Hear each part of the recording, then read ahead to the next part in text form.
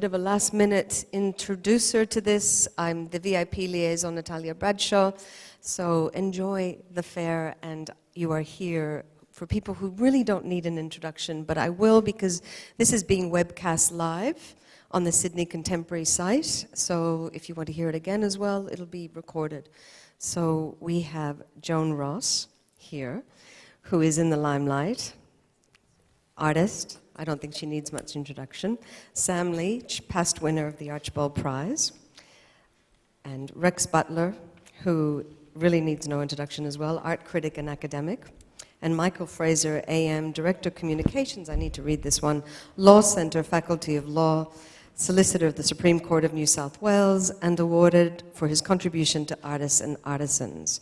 So I leave you here now with something, unfortunately, I can't stay for, but I will definitely be listening to the recorded version of it. So thank you. And I think you, if you want to take questions at the end, yes, just do it that way. Thank you so much. Thank you for coming, everyone. I'm going to begin with a few remarks, which will probably go for about 5 to 7 minutes or something, and maybe show a few slides to sort of set up the discussion and to offer, I guess, my thoughts about the topic. And then I'm going to ask the artists and our lawyer here some questions. But I think they'll be very open questions to which they could respond at some length. So I'm hoping, in a way, their responses are kind of the equivalent to my introductory remarks. And then, of course, I think after we've perhaps done 1 or 2 rounds of this, it'd be really interesting. I hope we've been provocative enough to get you to ask us some questions. So look, I'll just start with my thoughts. Hello, my name is Rex Butler, and after many years, it's not as self-referential as this throughout, I promise. After many years teaching art history at a Sandstone University, I've moved to an art design and architecture school at Monash University. One of the pleasures of working in an art school is you get to hear a lot of artists and art-related people talking. 2 in particular, during my first semester there, have caught my attention, and I thought I'd briefly tell you about them, particularly in light of today's panel discussion on the topic, Talent Borrows, Genius Steals, which I guess broadly wants to think about the topic of appropriation in art. They might take us away from the usual ways we have of thinking about appropriation, sort of merely talented, and open up new and unexpected ways of thinking about it, push us towards genius. At least that's what I'm hoping. Now, the first talk that I heard that made a big impression on me was by the Lebanese-based artist, filmmaker and writer, Jalal Tawfiq, who was reading from his book, The Withdrawal of Tradition, Past a Surpassing Disaster. Kind of a great title. Now, in his book, he spoke of societies that at certain times undergo a kind of catastrophe that is not only physical and material, but also, we might say, spiritual, such that they lose touch with their own cultures. Their traditions withdraw, and they are no longer available to them. Now, Tawfiq is obviously thinking of certain Arabic cultures today in circumstances of war, occupation, and devastation. But we should perhaps also think how it might apply to us. The example he, in fact, uses at the beginning of his book is Japanese culture after the bombing of Hiroshima and Nagasaki. Now, Tawfiq's argument is that after what he calls such surpassing disasters, one's own culture is no longer available to one, and insofar as one continues to use it in the same way, one reveals oneself to be not of that culture.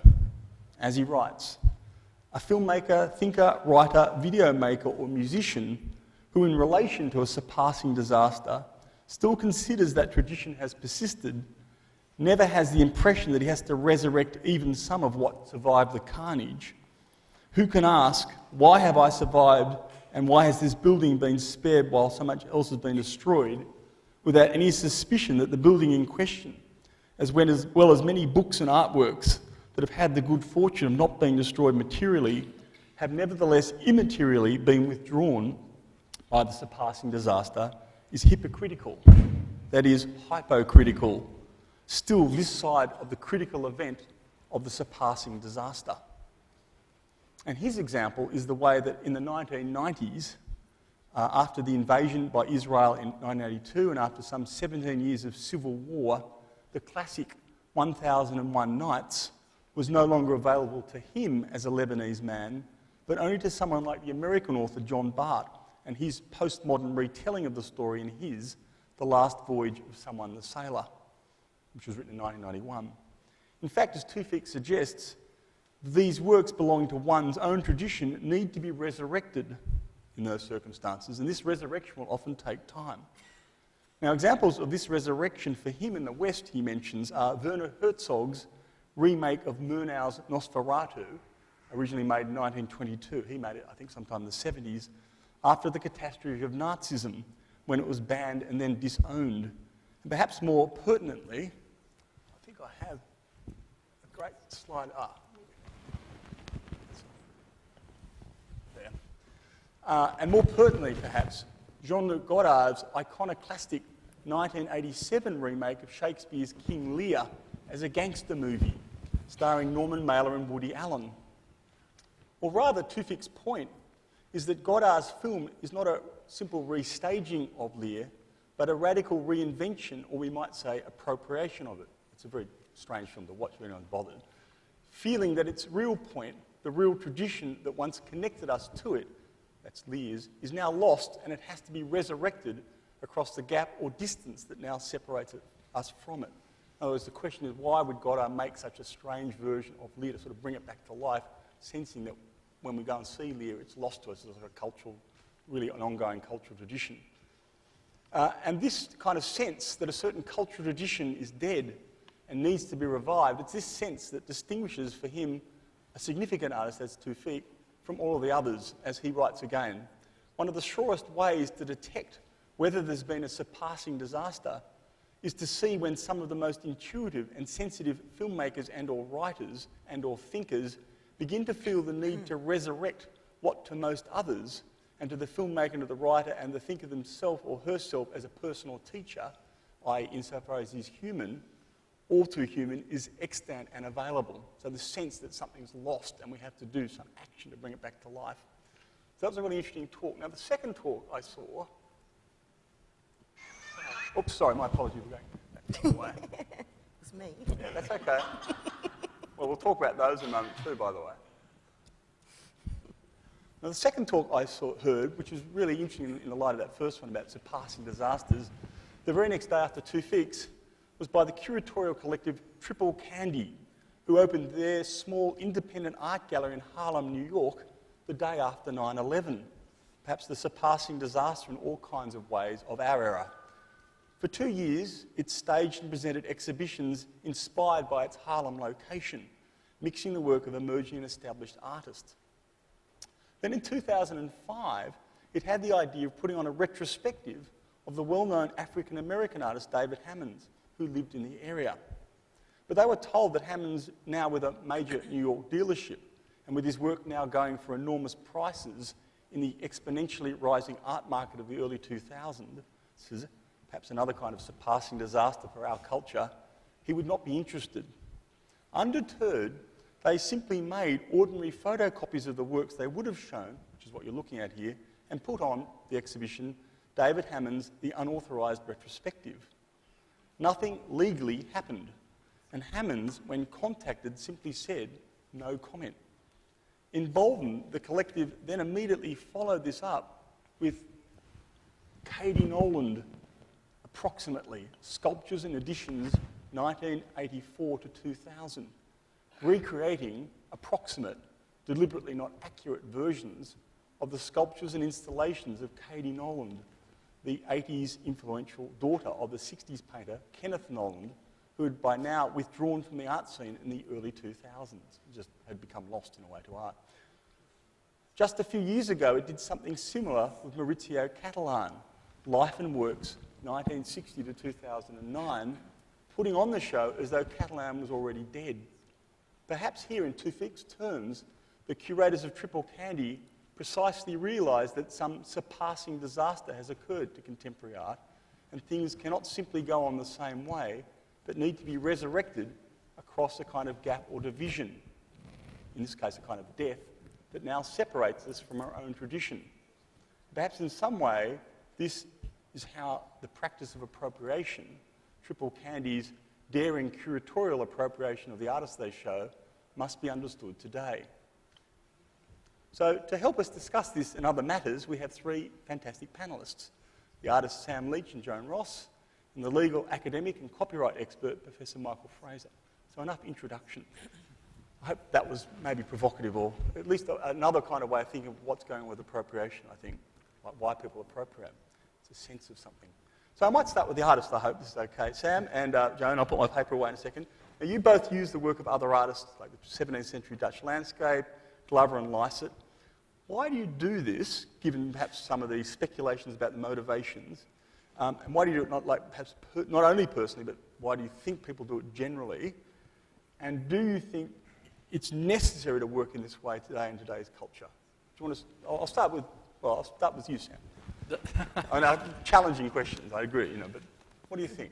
I don't know if there's a question of necessity exactly, but I suppose, speaking about my personal interest, I'm interested in the history of modernity and where our culture sits at the end of this tradition. And so where I'm referencing work from the 17th century, I'm really looking for how the ideas that informed the culture or was changing the culture at that time were expressed in the aesthetics or the composition of those paintings, and how I guess representing them in a contemporary context, and perhaps adding some contemporary elements, can allow us to connect in a sense with the with the aesthetics, and through the aesthetics into whatever structures and changes were going on in the society at the time that are still relevant to us now. So there's elements of appropriation in what I'm doing, but my main focus is not the act of appropriation itself. I'm really interested in the source material and what that might be able to tell us about the culture where it originated. Do you think we've somehow lost touch with the original circumstances of those works you're using? I mean, is that why you are reminding us where it comes from in a way, rather than perhaps continuing your own, in a tradition you think is ongoing and you can actually add to in your own particular way? You're going back and using other works. Did that come from a sense that there has in fact been a sundering of tradition, and that we need something special to take us, to attach us to what we once used to be in a way? There may be an element of that, although it's almost more that I feel, for me, that era marks the time when we can connect with work in a contemporary way. So to me, it's still alive. It's alive, yeah, and you can converse with it, and it says something directly. For me, works prior to that time, so sort of 14th and 15th century, the early Renaissance, that's where it becomes necessary to have a much deeper understanding of context to be able to appreciate it. And for me, it's a less visceral connection with the work. So it's not exactly that I feel that there has been a sundering. Almost the opposite. Right. That I feel that this is still part of the active tradition. And the artists themselves obviously are dead, the 17th century guys. But if I want to have a conversation with them, one way I can do it is by using their work and responding to it directly by making my own works. So you don't think, that that tradition, you feel part of that tradition still in a way, right? Yeah, very much so. And I guess, I'm sure it'll come up, but it's an ongoing process throughout the history of Western painting. Well, indeed, a lot of artistic traditions around the world that these earlier works kind of return in different forms. Motifs, styles, compositions are kind of borrowed, reused, and restaged, more or less continuously. So to that extent, there is that part of the tradition. But the specific thing that I'm interested in is what we can gain from these images and aesthetics. I mean, I know this has come up in your actual career, and you want people to recognise your sources. I mean, this is not something that's meant to be mediated through you. You want them to go back to the original, know that you're taking something from somewhere a long time ago, and you're wanting the audience to recognise that, right? I guess. Yeah, I think so. I mean, well, I know that's been a problem, but we won't go into that exactly. But that raised a very interesting question. Yeah, well, I mean, to me, I'm really interested in a sense, the details of those paintings, because it's almost that there's some things that happen subliminally or maybe almost unconsciously that we can get from paintings. So I'm quite interested in the details. And yes, I think for me at least, it's clear when I represent something from especially from the 17th century that's the origin of that material. It's a very distinctive style. Yes. but recognizing that obviously maybe what seems clear to me and some people is not perhaps universally so clear. But I mean, the works I'm making are kind of part of my research project ongoing, and that's sort of my motivation for doing it, is to try and understand that. So yes, I do want people to realise that the source imagery is from an earlier era, and it relates to that. Are you worried now that people increasingly won't recognise your sources or won't know that it's coming from somewhere else? They simply aren't in touch enough with our tradition to know those things. And did you learn a lesson from that episode that you think I'll have to label this so that people will know this? Otherwise, they'll be caught short in a way. To a certain extent, yeah, right. Of course. I mean, it was. I mean, that particular location for that work perhaps has brings a different type of audience to the audience that would normally maybe go into art galleries or museums. So. And that brings a very different reading. And yeah, that was definitely something for me to realise. But at the same time, I'm not really trying to make art for a mass audience. Yes. Okay. I'm making art probably for a specific audience and for myself. And so I'm not that concerned with trying to reach the maximum number of people. I'm more concerned in trying to have maybe some kind of depth or rigour in the work that I'm doing myself.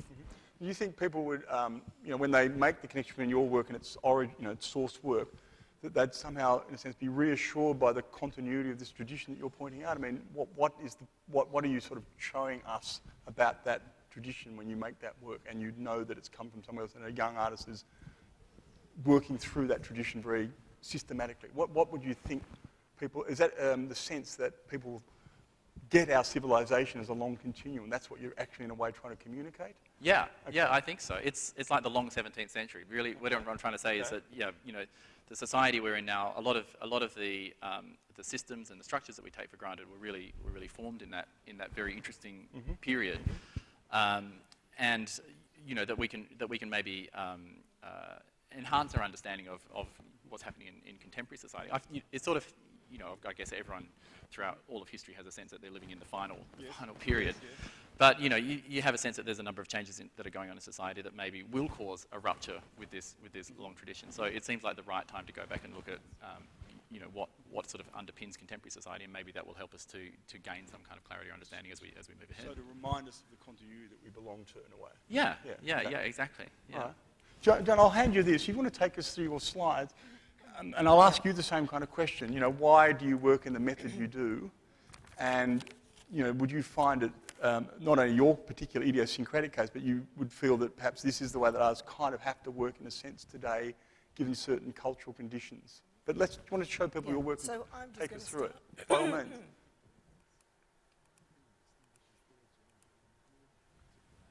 Okay, so talent borrows and genius steals. And I'm not sure quite where that puts me. I appropriate and recontextualise the colonial artists John Glover and Joseph Lycett, also sometimes Gainsborough and Stubbs. I mainly make video animations. These images are usually over 100 years old and so are out of copyright, but we're going to leave that up to you guys to discuss that. Lycett himself was a forger, a stealer and a genius, from my point of view. He came to Australia as a convict for the crime of forgery. My first video animation based on a Lycett was called When I Grow Up, I Want to Be a Forger. I guess that's why I'm on this panel. So this is a still from Barbecue This Sunday BYO, which is also based on a Lycett work. I reappropriate these images also to resurrect them and to bring them to the present and to openly retell a story, to put different possibilities into what I see has been a history told by the British colonials, in this case through painting. There's a lot more going on, and differently to the portrayed ideas in these original images. I use these landscapes as backgrounds to set a different scene and to suggest other possible scenarios. I want to keep the conversation going in terms of what I think is to be living in Australia, and of course to discuss how I feel about Australia and Australian history, and how I feel that I'm on Indigenous land. This is a short section of one of my videos that's using a Glover as the background. It's called The Claiming of Things.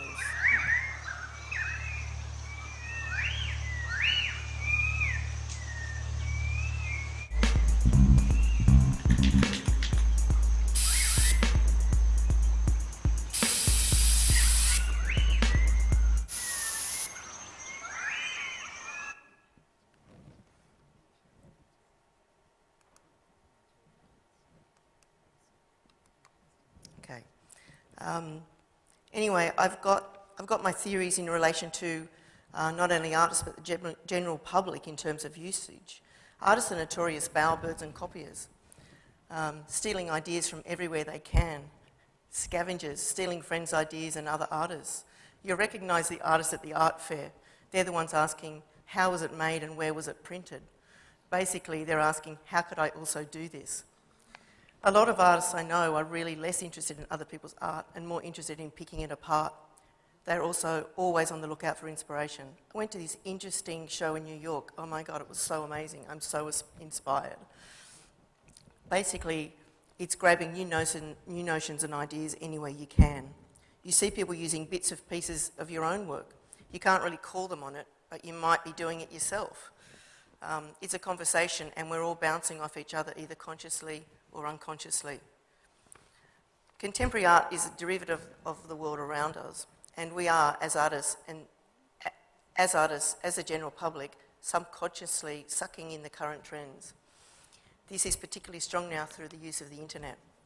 The world of the internet has become as important to us as the outside world, as we can see by people's obsession with their phones and computers, Instagram and Facebook. We're shopping on the internet, loving on the internet, having sex on the internet. Sorry, is there something else? Oh yeah, we're watching movies, we're reading, we're listening, we're planning our travels. Our whole world now can just be lived through the screen. The world of the web has become our internal world. So it's not surprising that people are appropriating images from the web.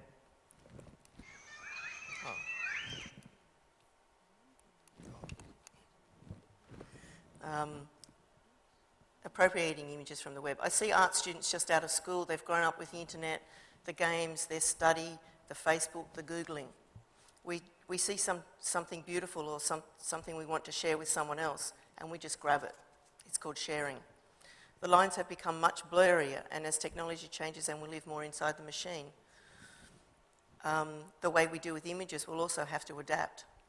So there's Richard Prince's latest exploits of using other people's Instagram posts and selling for extraordinary bucks, but I'm sure someone else is probably going to talk about this. So I'm going to look at just very briefly just two people who use images from the internet, John Raffman and Penelope Umbrico. So this is Penelope Umbrico, and they quote, offers a radical reinterpretation of everyday consumer and vernacular images. She works within the virtual world of consumer marketing and social media, travelling through the relentless flow of seductive images, objects, and information that surrounds us, searching for decisive moments. But in these worlds, decisive moments are cultural absurdities. And she takes images from the net to do this. Did I just miss her cakes? I love this one. And John Raffman, whose work examines the effects of contemporary technology, particularly on interpersonal relationships. He's widely known for exhibiting found images from Google Street View and appropriating artists' work in the context of living rooms. So there's some of the Google images, and then here's his lounge rooms, which he showed at Biennale a few years ago.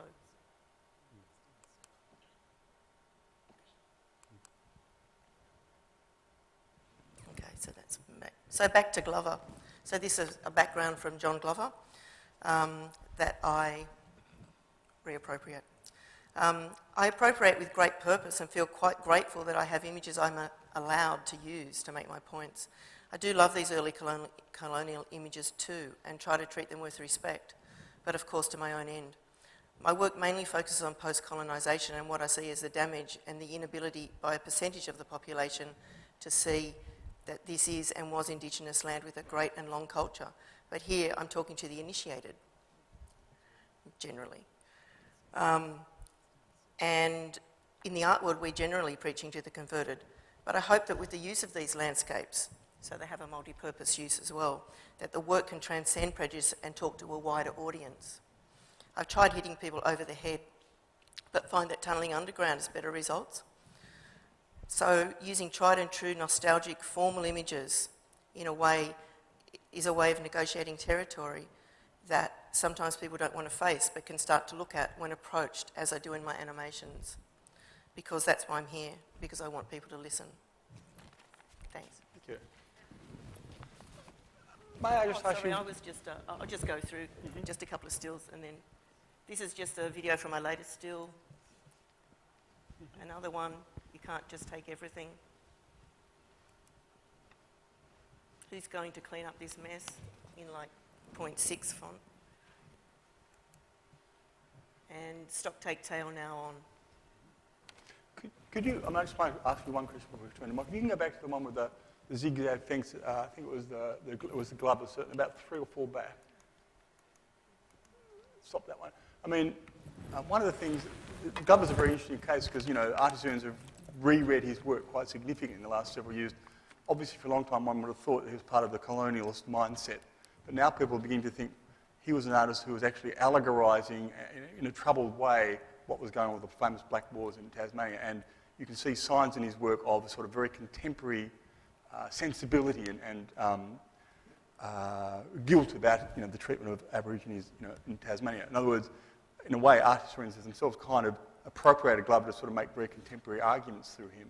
So my question is, when you do such a iconoclastic thing as put that fence through the work, which obviously has very interesting allusions to the boundaries drawn during the Black Wars, and those, do you feel you're trying to bring out some inner sense of Glover himself? In fact, you're being very faithful to in fact what Glover was trying to do himself, or are you trying to read Glover against himself? I can ask that kind of complicated question. I actually think it's very complex because, you know, there's different people I speak to have really different views on what Glover was actually doing, Yes, and some people think it's quite untrue, and other people think that it was quite, you know, quite deliberate, and that he felt his own complexity around it. Yes. I'm more.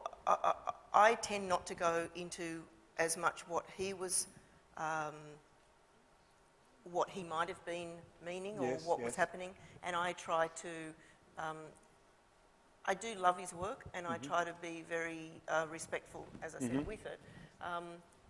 So in a way, when I'm doing that, I'm not referring to him. I'm actually just, as I said, trying to really make a strong statement. Okay. Yeah. Do you mind if I might ask? Do you mind if I'll show Michael? If we go back, Michael, to these ones, the curators who do this. I think I'm going the right way. Yeah. No, yes, I am. The curators who take David Hammond's work, or this series of works by these curators.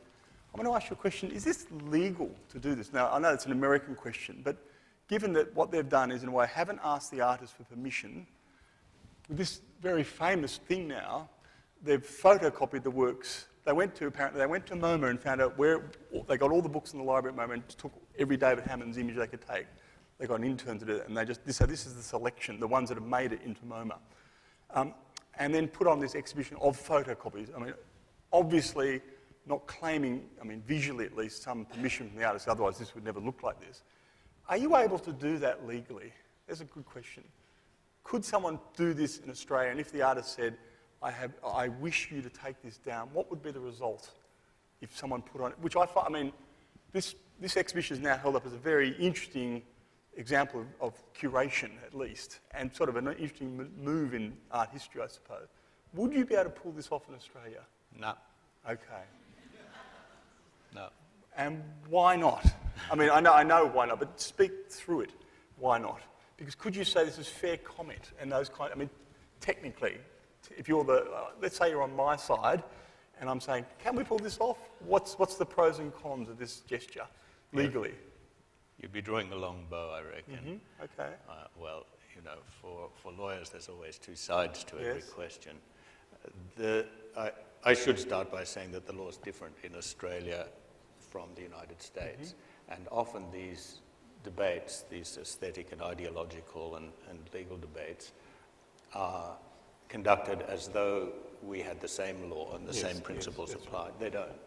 So in Australia, the author, the artist, has the exclusive right in their work, and nobody can copy the work without the artist's permission. Now, copyright subsists. There's no copyright in ideas. That's important to understand. It's only in the material expression. So taking a copy, a reproduction, or transmitting, communicating online, a substantial part of someone's work without their permission, and they can give their permission for free, or they can seek to charge a fee, is against the author's copyright, and they can sue for breach of their copyright. It's the exclusive right of the author, and it's a human right, recognized in the Universal Declaration of Human Rights, Article 27, as is access to creative content. However, there are, in Australia, limited exceptions to that exclusive right, which we call fair dealing under the Copyright Act. And you can use somebody else's work by copying or reproducing or communicating it without their permission and for free for certain defined purposes, like for criticism or review. Or today, for example. For slides today, yes. For educational purposes, research, correctly, for research and study. Okay, right. Schools and universities can copy also under separate sections of the Act. Criticism of and review, parody or satire, reporting the news, among other specified purposes. But the dealing also has to be fair. And if there was a commercial purpose involved, then it would be more difficult to prove that it was a fair dealing for one of those purposes. So if you could mount an argument that it came under one of those headings, right, then it would be permissible for free without the author's permission. But I think you'd find it difficult. However, in America, the case is entirely different. They have a fair use exception, which is much broader. But, I mean, why wouldn't this say count as criticism with a or what's the difference between, let's say, me giving a paper tonight about a complex matter and sort of having weird thoughts that artists wouldn't approve of, but I'm still using their work and showing them slides, and something like this today? I mean, what is the difference? Could this come under fair dealing, for example? Well, arguably it could, but I think it's too extensive to be a copying that's required for the purpose of criticism or review. It would appear, on basic principles to go far beyond that. Maybe you could make an argument of parody or satire, but again, I think you'd find it difficult, having appropriated this entire oeuvre, and then mounting an exhibition. I think you'd have a hard job. I'm sure there'd be plenty of lawyers that'd be willing to represent you. Okay. I mean, we were talking about this just before. I mean, there is often a distinction drawn, at least in practice, as we were saying, between someone giving a talk and showing slides, a newspaper having a review the week after the show where permission, it's just too brief to have permission worked out properly, and say a critic writing something for one of the magazines that's out there in the foyer, when they'll never reproduce it without permission of the artist. Now, what's the real distinction there? I mean, there might be a financial aspect to sort of the buying and selling of the magazine. The writer might be being paid. By the way, they're also being paid as a newspaper person. So, was that a conventional distinction, or in fact a legal distinction? Why that is? Can you give a talk at the MCA without asking permission of the artist, or of course in classroom, we'll know that, or a newspaper review? But why, with those magazines out there, will they never reproduce an image of an artist if you write something hard about them, or the artist doesn't like, if the artist, unless the artist gives permission? What's the true legal distinction there? Is there one, or is that a convention? Well, there are a number of factors that are to be taken into account in deciding whether the copying or the communication is fair. And they're set out in the fair dealing section of the Copyright Act. And they have to do with how much of a work you take and the purpose and the character of the dealing, those kinds of things. So generally, courts are inclined to consider that if there's a commercial purpose, then really the artist ought to be asked to whether they give their permission or not, and then whether they give their permission for free or not. And that seems to be the kind of dividing line. Because after all, the purpose of copyright is to respect the artist's work. It's their work, it's their intellectual property, it's a property right, and to encourage a market, to frame a market so that creators, artists, authors, musicians, filmmakers can make a living because their work is respected. We live in a market economy, so as artists also live in a market economy or try to, they need to have a property right in their work in order to make a living from their work, and so that we as a community can then have dedicated professional artists who make their livelihood, who commit themselves to working and being artists. So when there's a commercial use of the work, it seems to me that the law recognises that that's not necessarily fair to profit, to make a commercial use without the permission of the artist, and give them a chance either to give it away for free, and there are many good reasons why they might do that, or to make a living and charge a fee for that, or because it's their work, just say no. Because it usually doesn't come down to the fact the artist is not being remunerated. It usually comes down to the fact the artist doesn't like, in theory, what's about to be said about them, often. And so respect is a sort of blurred term, because you're, I think, talking about financially respecting them. Yes. But on the other hand, it tends to blur into a kind of intellectual obeisance. You know, you have to sort of please the artist. And what that does as a critic, and I suppose stifle yourself, it inhibits complex, challenging things often being said about artists, because it won't be reproduced. It's very difficult without images. It won't be printed. So it does tend to stifle challenging criticism often of artists, that copyright question. Would you look to think about that? Do you feel that could have that effect somehow? I sense that often myself as someone who writes about art, that you just wouldn't write certain things even though you believe them, because you know that it won't meet the approval of the artist, and therefore the images won't be given and no one will be quite willing to publish the thing. Well, I'm here as a lawyer, but I think that the answer to this is not only legal, it depends on one's aesthetic and one's cultural position. So even though I'm wearing a suit, am I allowed to say something about that? I took some notes because I was interested in this phrase. Yes. And about genius and stealing, and then I'll come to the legal answer, which has to do with another section of the Copyright Act about moral rights, which are not property rights, but rights, individual rights of the artist in the integrity of their work.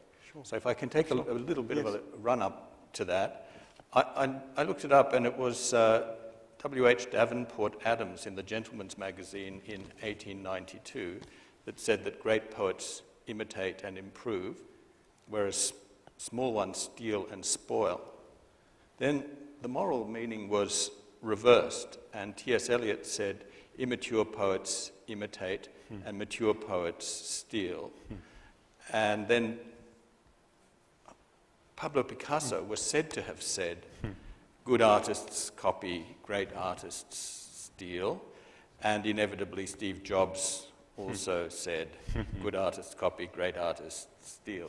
The moral meaning was reversed. So when did the vampires become the goodies? I missed how that happened. Now, it's all about respect, and we've heard about the respect that these artists have for their sources, and that's why I want to take this bit of a run-up, because to me it's about respect. But in art, as in music and writing, the fashion is for mash-up. And a game of peekaboo with the artist often results. To me, there's a real and present danger of high art obscurantism in the face of a demotic war of images. We see performance vandalism of art to engender fear, uncertainty, doubt, terror, and dismay by terrorists. Performance vandalism versus news image of counter-propaganda on our Western television, which is descending into a pornography of violence. Maybe really art is for blind people. Everywhere, though, in the community, I hear people calling for leadership. And perhaps it's up to artists to show leadership, not in the political sense of, we don't want any propaganda posters of happy workers looking into the middle distance, but just taking a stance and saying where they stand in their art, what is their vision. Having the courage of that vision, not just the cynicism and irony. I'm weary of reading neurasthenic and timorous semiotic essays on the wall, which are larger than the artwork. And art that identifies itself merely as being not something, post-industrial, post-internet. It seems to me that kind of irony and cynicism is just saying something and taking it back at the same time. All arch and no pillar. So this blizzard of appropriations, to me, undercuts the original work and the appropriation work at the same time, if it's not done with respect. And if we keep pulling the rug out from under our feet all the time, eventually it will become slapstick. So for authentic art, as we've heard from the artists here, we should know who's speaking and where they stand and what they're referring to. There's a contract of trust and confidence with the viewer. Ultimately, I'm promoting an aesthetic and cultural choice that values the original work over the derivative referential sampling mashup, which can become craven and mimetic. The school of collage is not new. It was popular 100 years ago. To me, it's limited and a constrained form of expression, amounting to a glorification of pastiche, which has a place, but which in the end can constrain expression to knowing bows and winks, such as we see perhaps at its best in formalistic Japanese art, forever circling the navel of China, but at its worst, fakery, and a ceaseless transgression and inflationism that leads us to a dreary dead end. So what to do? It comes down to whether you respect the original work more or the right to appropriate and to have an appropriation work. And that's a matter of taste, which is why I took this run up and told you what my taste is. So in the Copyright Act, that kind of thinking is enshrined in the moral rights section of our Copyright Act in Australia. I don't think they have it in the States, whereby it guarantees the artist's right to authorship and against false authorship. So when their work is displayed or exhibited or communicated, they have the right to have their name on it, and they have the right to prevent anyone else's name being put onto that work. And then there's the right to the integrity of the work, the other moral right, which gives the artist the right to prevent derogatory treatment of the work, which damages the work in any way, or which harms the artist's honour and reputation. So again, there's a question of aesthetic, a cultural aesthetic. Is that too precious? Does it prevent innovation? Or is it a necessary protection for the respect of the artist and for respect of works of the mind? Has an appropriation work come before the courts and been judged by a judge in terms of that act? In other words, have there been those test cases in America with Coons and I think Richard Prince? Has one come up in Australia where a judge has actually had to think through those issues, within the terms of the Act and made, obviously you're talking about a balance, I suppose. Has the judge actually had to do that exercise yet? We've had very little Okay. in art to test that out, and I think it would be a very interesting test case to see how the court would judge this conversation that we're having today. There have been some cases overseas. There have been some cases where sculptures have been moved or painted, or where there have been Christmas decorations hung from sculptures. But I think there's a rich field of litigation to be had here. And do you think someone will put that case up soon? You know, do you think there's? Can you see the circumstances where that will kind of happen, where an artist will go to court protecting their work against its appropriation by, say, a fellow artist, where really those issues be put quite pointedly? Well, it's bound to happen sooner or later, because the words in the Act are the honour and reputation of the artist, and in the art world, it's bound to happen. Wigs on the lawn, and choosing sabres or pistols, there will be that kind of confrontation. And you tend to find, I think, for the owner of the original copyright, if I'm not mistaken, unless a great deal of, quote, respect can be found in the second work, that a sort of a nonchalant appropriation for you would not get up in those circumstances, even if it was taking place artistically. Well, you know, I don't mind someone drawing a moustache on the Mona Lisa. I don't have a problem with it myself, but I think the artist ought to have a right to object, yes. All right, thank you. Would anyone like to ask a question? I mean, I think we had 4 pretty different attitudes, as a matter of fact. We probably all end up disagreeing even about the aphorism, you know, talent borrows, genius steals. I reckon we'd all disagree. But would anyone like to ask a question out there of any of us, perhaps? This used to be such a controversial issue, you know. I don't know whether people are more at ease with it because, you know, the extent of the practice. Can I just make a comment? Sure. First, which is, I'm just thinking it's an interesting set of points, but one of the great things I think about art is its ability to hold contrary opinions simultaneously. So a work can be made that is both nonchalant and, you know, sincerely meant, and it also can be both, you know, utterly disrespectful and also done with the greatest love for the original material, all at the same time. So I just think, you know, maybe it's not so much that there's a clear choice between one or the other, that in fact, you know, all of these things can be coming at us, and it might be, you know, I think I would accept probably a distinction between a work that is successful for the viewer and a work that is maybe less successful or not, you know, not well executed.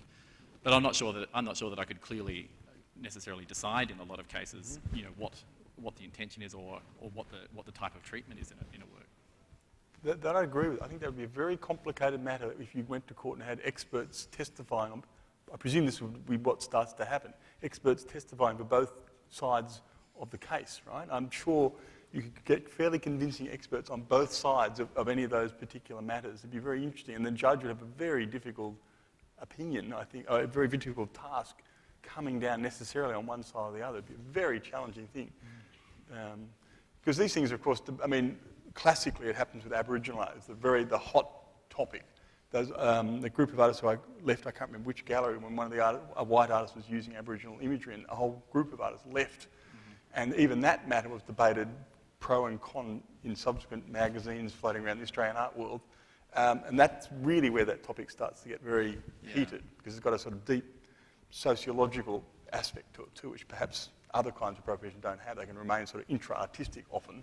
But that's a very, and we have the long thing, the Tillers Jagamara appropriation has gone on with the Gordon Bennett response, et cetera, et cetera, et cetera. And that's another whole thing we haven't touched on, which is, of course, if anyone's done your art history courses, you'll have a lecture on that eventually in art in the 90s, you know. So, yes, that's another, I mean, it's very interesting. There have been copyright acts about Aboriginal art, haven't there, if I'm not mistaken, early on, the infringement of trademarks and things, if I'm not mistaken. That's where I think there have been some legal matters. There have been, but the first thing I'd like to just put a marker down is that it is, in my view, a shameful thing in our law that we don't have protection for traditional Indigenous cultural production. There's no copyright in Indigenous cultural productions. Of course, if an artist who is an Aboriginal paints an original work, they have copyright.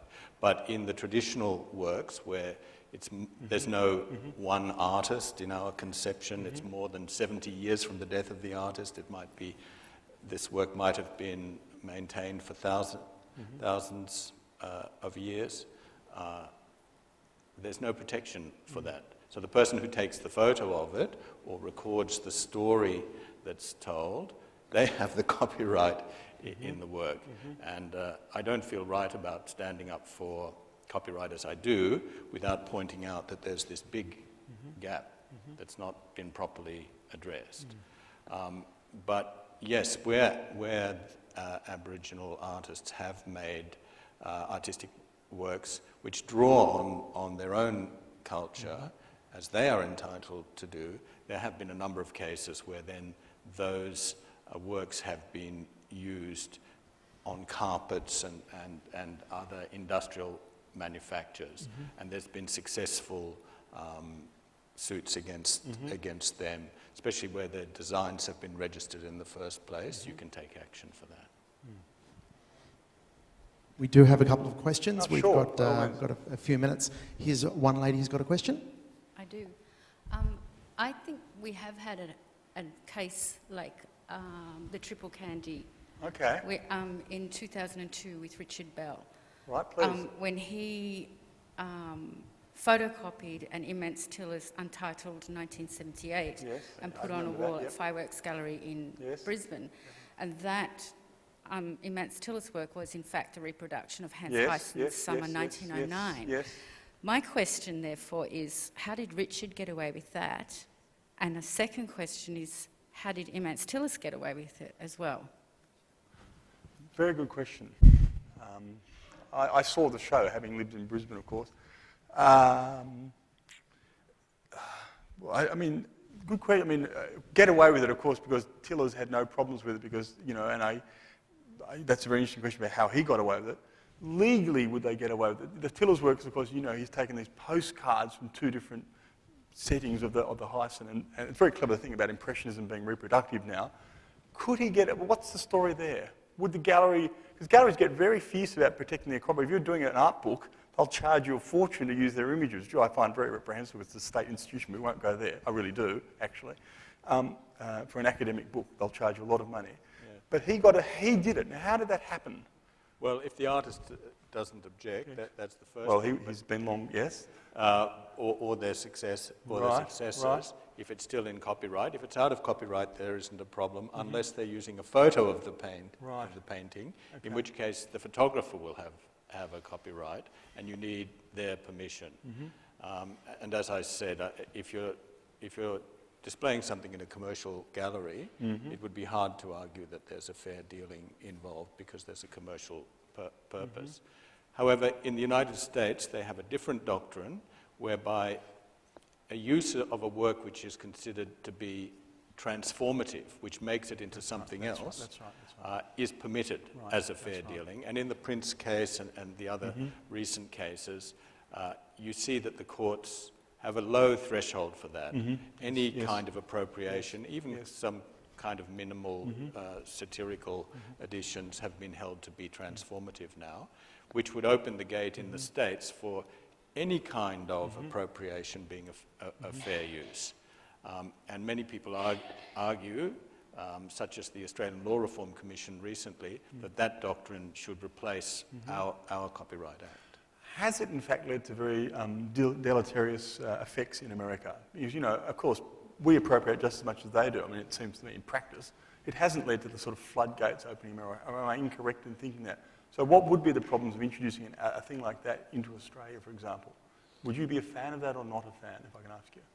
Well, I myself would not be a fan. I like our approach, which is purposive and says, for research and study, for criticism and review, for parody and satire, you can, if your copying is fair, you can copy. To me, the widely based fair use exception in the United States, which allows any transformative use without the permission of the artist, is disrespectful to the artist's work. Artists should deal with one another with respect. But if the work is truly transformative, then it's inspirational, and it's just taking... That's if I can say, if it steals properly from the original. Yes, I think in the way that Picasso actually meant it. It's his. He's made it his. It's not giving it back. And I give him the benefit of the doubt there. Then that's permissible. Of course, that's the conversation you're talking about. And what was the other question? Yes. Hang on. Hi, this is another sort of legal question. You mentioned before there's an exception under the fair dealing provisions in the Copyright Act for satire and parody. Do you think that act might actually be in conflict with what you mentioned about moral rights, particularly the right of integrity? Could an artist perceive a parody of his or her work as being derogatory? And how do you reconcile those two different legal notions? Right, it's another legal question that the 6-minute clock is running. Those two things are in tension, definitely. But if something is ostensibly and clearly a parody or a satire, that is an acknowledged form, and it's acknowledged in the act itself. So if it fulfilled that purpose, I think it would be difficult for the artist to claim that it was prejudicial to his honour and reputation, because that's recognised as a legitimate use of his work for parody or satire. And is the point there that the copy is so different from the original you could clearly distinguish them? Is that why that's allowed? Because what constitutes a parody is the difference between the original and the copy? As a recognised difference? I think that's at the heart of what I'm trying to say. Of course, sometimes you want to play a trick and throw a bomb and have an explosion. But if you do that all the time, then it loses its meaning. It is that recognition and respect for the other's work of the mind. I think that when we respect our own creativity, we'll respect others' creativity. One last question, and I'm going to take advantage of having the mic here, and I'm going to ask the question which I don't normally do. And the question is, we're working on Sydney Contemporary. I'm a commercial television director, and I work for a company that creates commercial programs, and we're very clear on the rules of copyright and not appropriating things. We were recently commissioned by a very well-known Australian artist to work on a work which was basically taking a number of other commercial, well-recognised works and then compiling them in a video along with commercial music tracks accompanying that. And then that was then passed off as a work of art that then this client then wanted to sell copies of and also credited themselves as, creator. Now, commercially, we would be crucified if we did that because we are stealing copyrighted work, copyrighted music, copyrighted material, and we would not be allowed to do that. How is that art? Or how does that work in the art world is more the question. As an art critic, I'm going to say that, more than, and I don't want to prejudge because art critics don't do that. I'm going to say that's got all the earmarks being a pretty uninteresting work of art. That doesn't make it a legal crime. And then you've got the comparison with, say, Tracy Moffat's mashups, which I rather like, which also I can't imagine she's got the copyright, or The Clock by Christian Marquet, ... So, but just the way your person's done it, it doesn't sound that interesting. And, well, that's an interesting question. Like Tracy Moffat's work was premiered the other night. Yep. How is that legal? That's a very complex. I mean, you're right. I mean, Sam, I don't think we are testing these works legally.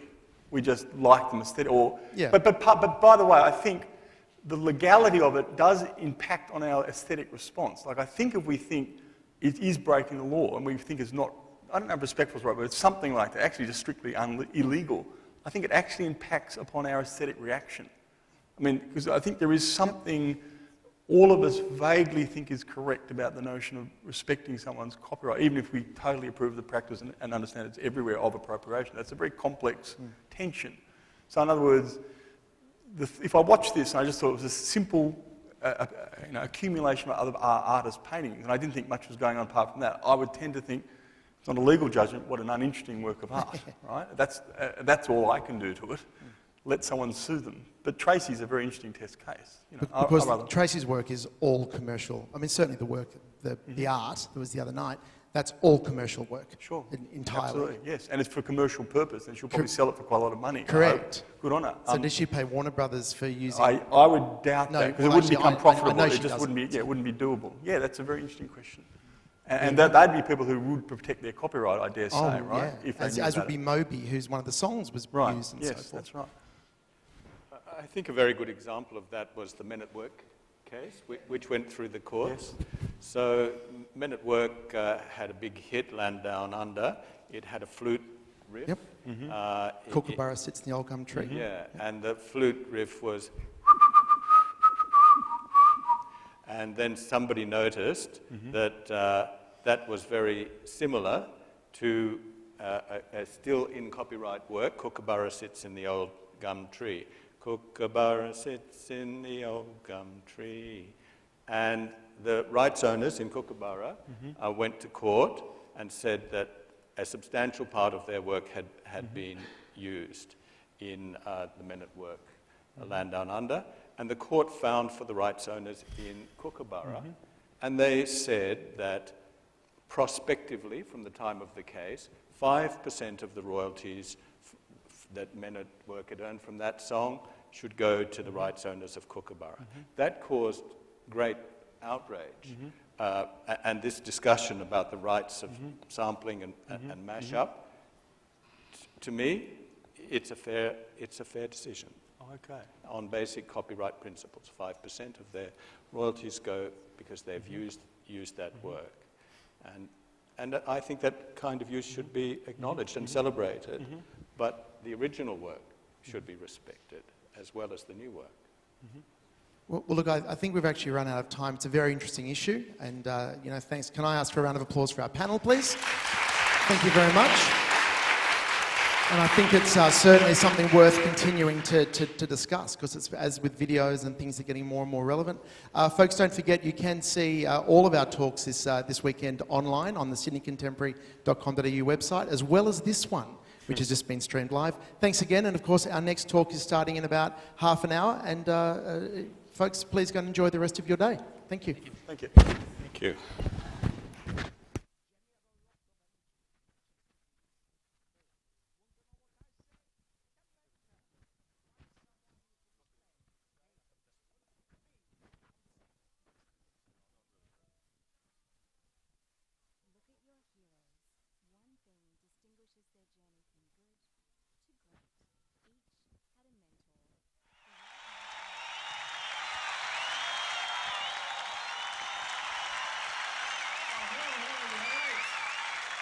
I want to have a great time next 1,000 years.